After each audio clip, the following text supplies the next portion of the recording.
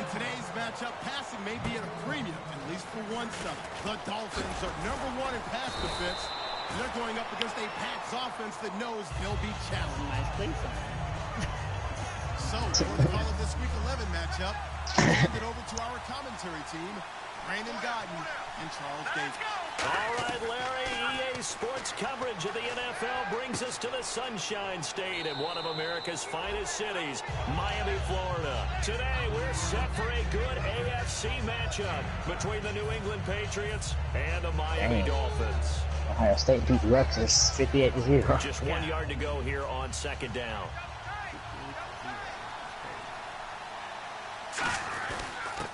And on the ground they go with a running back. I jumped over you this time, 69. To the 43-yard line. Only a gain of a yard, but that's all they needed, as that's going to move the chains. Second and 1 is often an invitation to take the big shot downfield. I bet the offensive lineman said, "Are you kidding? We just get on our backs and let's go get the first down." They love being physical. To throw, it's Keenum. And the tip there altered the ball flight, and it falls incomplete. It'll be second down. Let's discuss this offense now, and Julian Edelman, very good player. Has really developed into a terrific slot receiver, and a lot of times he would be the primary receiver. Still mad coming out of college that he's not a quarterback in the NFL. He takes it out on the opposing defenses. And a look at the starters for the Miami defense. And Dominican Suh provokes a whole lot of conversation. But at the end, everyone agrees. One of the best defensive... And down he goes. Keenum is sacked. Jelani Jenkins. Yes, it worked. Yes. I finally got my XP to lose my kick return. To take this back. Do the same overall kick return. And he got all of it. Now this is fielded in the end zone. Dang, he fast. Very good return that time. 18 yards. And the Dolphins drive will start deep in their own territory with a 1st and 10.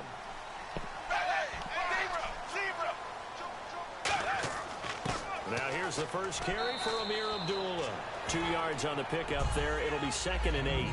And the quarterback, he's got some big threats at wideout. And they seem to get bigger all the time, don't they, Brandon? Every time I look out and watch a game, we're getting these bigger, more athletic, acrobatic receivers. We have some today.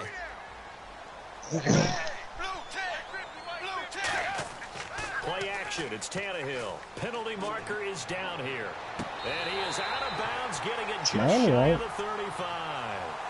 Well, that wasn't exactly a work of art, was it? No, that wasn't a thing of beauty. This is why I don't play in points per reception fantasy league. Is that what they call receiver still gets a point there. Yeah. And you went that far back. No bueno. Well, I'll tell you what. I wish I had their defense on my fantasy game. And he'll be taken down for a loss back at the 3. He lost 4 there, and it's 3rd down. The evaluation process in today's NFL does not take into account as much bulk as it does speed, and that's what we're seeing with the linebacker position. Those guys that can run, they can play in any spot because they can make plays on the opposite side of the line of scrimmage. And a short gain here as he gets it up only to about the 6. It's a gain of just 3, and the offense likely going to yield to the punting unit here on 4th down. Green Bay had a win. They won in 9 now. Situational football. That was 3rd and very long, so you know they were guarding against the pass. And when they decided to run the ball, that was okay. Whatever yardage they picked up, as long as they didn't get to the 1st down marker, the defense was willing to concede, and they stopped them well short of a 1st down. Good blocking there, nearly sprung him as it is. How about you? It's a 19-yard return, and the Patriots will have great starting position as they take over 1st and 10. And they'll start this drive with very good field position. And they'll go on the ground. And he'll take this down just shy of the 25-yard line. A gain of 3, 2nd down. See if they stay on the ground for 2nd down. Partner, you know I love to point out when teams break tendency and do something a little bit different from the norm. But when you run the ball in the first play of the drive, that's not a tendency breaker at all. That's just trying to establish yourself as you move forward. No gain on the play, and it's going to bring up a 3rd down. Now, that result is no surprise. This team is bringing back memories of what? The 85 Bears, the 2000 Ravens. Those teams are so great against the run, they made you abandon any plans of doing that when you played against them. In danger of squandering their great field position as they come up on a 3rd and 7. Now they'll run it on the toss. No gain there on the play, and that's going to leave them with a 4th down. Gostkowski now for the Pats field goal try. On the right hash, it's a 43-yard attempt.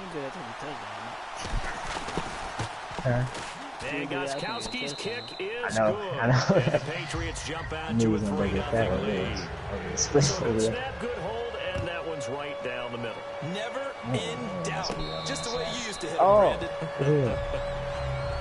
And the Dolphins offense now ready to go back out on the field. And on the first drive, 3 and out. And I know that these are professional athletes, but I would imagine sometimes you get the nerves at the beginning of a game still, don't you? Those don't ever go away. And typically what I've heard from guys and what I remember from playing, if you don't have nerves at the start of a game, it's not going to be a great day for you. You're not really ready to play. So finding a way to harness those nerves and not let them affect you in a negative way, that's what all the guys are looking for.